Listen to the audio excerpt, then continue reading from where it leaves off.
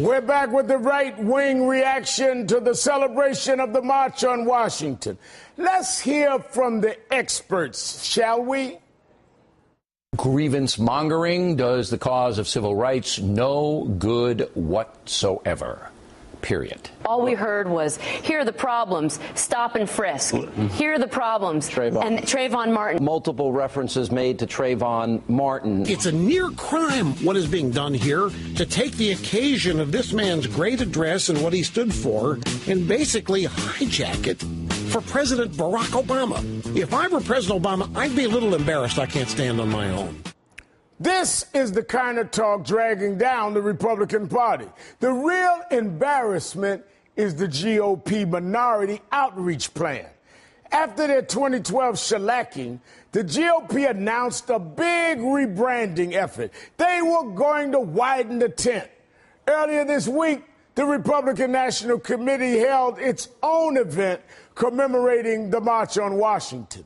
But yesterday, as the nation celebrated Dr. King's legacy, leading Republicans did not show up, even though they were invited to speak. Clearly, it wasn't a priority. They missed an opportunity to show they were at least trying to reach out. But Bill O'Reilly refuses to believe it. The Huffington Post calls it O'Reilly's major mistake. Today's event excluded black Republicans and conservatives. All the speakers were Democrats. That was a glaring error and does not indicate a desire for inclusion. Wasn't it a little strange we didn't have one black conservative or one black Republican? I mean, did invitations get lost in the mail or what? You know, the former president's speaking, I think, was appropriate. I'm Is sure that George W. Bush and a former president? Well, he issued a statement. I do not know that he wasn't invited. Was he invited? Okay, I have no idea why I invited. No Republicans and no conservatives. If it would have been me. Actually, that's not true. He's wrong. Both former President Bushes were invited to speak. Speaker Boehner and Majority Leader Cantor were invited to speak. Former Governor Jeb Bush and Senator John McCain were also invited.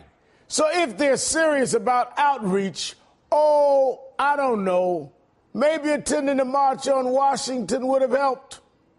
Joining me now are Goldie Taylor and Joe Madison. Thank you both for being here. Thank you, Reverend Thanks for having us, Reverend Sharpton. You know, Bill O'Reilly, Goldie, is complaining Republicans weren't invited, but we know he's wrong. How can a party claiming to reach out to minority voters not show up for commemoration like this? I'm not talking about the March Saturday. I'm talking about the commemoration with 3 presidents of the United States. You know, and they really were 2 different events. The March on Saturday was about bringing the youth together and advancing the cause by, getting a critical mass of people on the mall. And the second day was the actual memorial, where it would have been an opportune time for members of both parties to come together, united, to commemorate this transformative speech. It is a missed moment. And to have some of these talk radio hosts, I saw Herman Cain on Twitter last night complaining that Senator Tim Scott from South Carolina, was not invited to speak. Neither of those things is true. And so this really is a missed moment. If this GOP is going to remain a national party, it will have to broaden its tent. It will have to reach out to African Americans, to Hispanics, to LGBT community in meaningful ways and speak to the issues that are most pressing to them in ways that will resonate. They have failed to do that, and, yesterday's march was just one more missed opportunity. Yeah, and see, Joe, and Senator Scott was invited to attend, not speak yesterday. And again, this was a commemoration for the nation. 3 presidents, including the sitting president, the leaders of the party invited to come and speak. The 2 former Republican presidents invited to speak. This clearly was something they could have done. Fine. Saturday we wanted to take positions, issues they may not have agreed with. Yesterday was not that. But let me show you something. Eric Cantor, where was he? This is amazing. We learned he chose to meet with oil industry lobbyists in North Dakota instead of speaking at the march. He was invited to speak. The Grand Forks Herald reports that he talked about his farm bill, among other things. And it's got a picture of him at a podium right next to a fellow Republican congressman. So he was speaking with the oil industry lobbyists rather than commemorating one of the greatest days in American history. Yeah, well, and of course, it was the little people who walked out today at the fast food places that were there.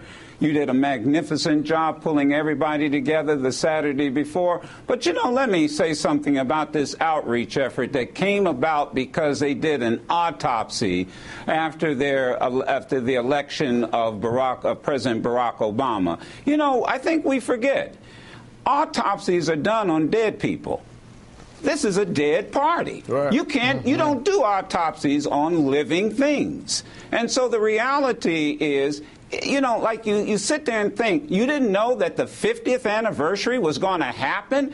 I changed my schedule. You changed your schedule. Over 200,000 people changed their schedule. They knew this was going to happen. And for people out there in the middle part of the country, understand, every last leader on the Republican Party knew darn well that they were going to get an invitation because that's how things are done in Washington, D.C. Let me say this, too, Goldie. Let us not forget there were leading Republicans, Jackie Robinson, one of them, who helped lead the march in '63. Absolutely. The first black elected to a U.S. senator in 1968 was a Republican named Ed Brooke. And so while we're talking about this march, we're talking about 50 years of celebrating what black Republicans and white Republicans helped to do 50 years ago. But no, rather than do that, we have Bill O'Reilly taking the moment to attack the unemployed. Listen to this. Even if jobs become more plentiful, you have to be able to do them.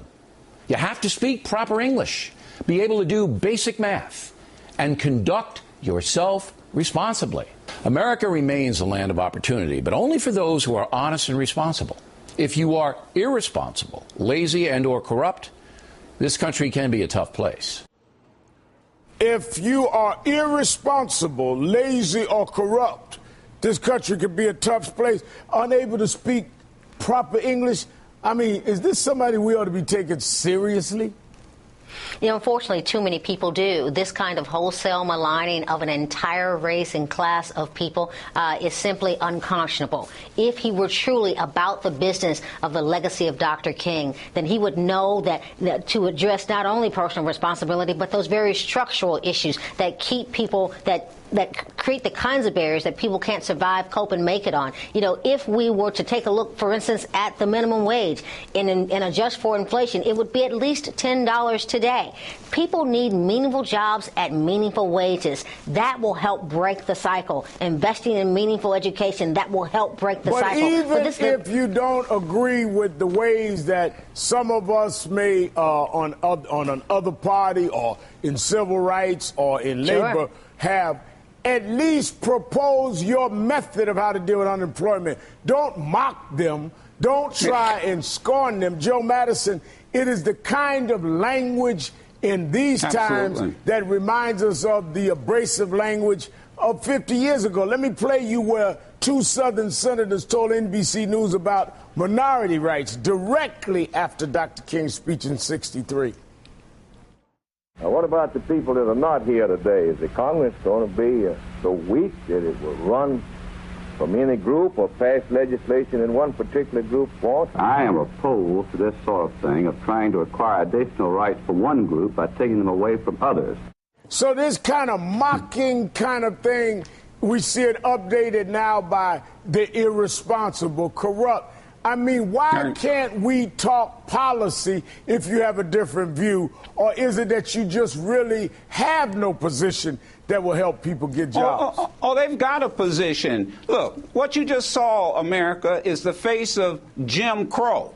Now, you put James O'Reilly up, you put Limbaugh up, and it's Jim Crow's grandson, James Crow Esquire. As simply as that. We ought to quit playing games with these people. They talk in the abstract. And we know what they're saying. We all know what they're saying. And the reality is, if Tea Party or somebody else had a rally like that you had and we had on Saturday and they had on yesterday, I bet you it wouldn't look like America. And they know that. And so the only thing they can do is try to disrespect us. But the reality is, what you see in those photographs, that's America, and they know it, and they know that if they don't wake up, they're going to be a party out of power very soon. Go to jail, and Joe Madison, I'm going to leave it right there. Thanks for your time.